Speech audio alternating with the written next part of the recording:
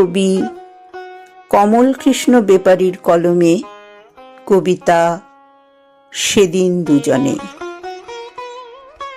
নদীর তীরে সেই ছোট্ট গায়ে বড় হয়েছি দুজনে। পথ চলেছি মেঠো পথে, কত পাখিদের কলরব শুনে। শৈশব কেটেছে তোমার সাথে সকাল দুপুর সাঁঝে।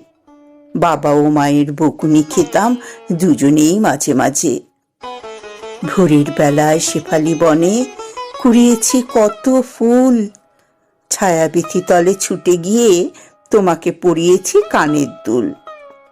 স্কুল যখন ছুটি হতো বসতাম গিয়ে গাছের ছায়াতে। আমার পানে তখন তুমি চেয়ে থাকতে আপন মায়াতে। তোমার খাতার প্রতিটি পাতায় আঁকতাম কত ছবি।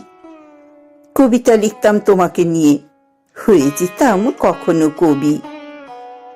বিকেল বেলায় খেলতে যেতাম দাসবাড়ির আঙিনাতে। সন্ধ্যা হলেই ধুলো মাখা গায়ে ঝাঁপিয়ে পড়তাম খালের ঘাটে।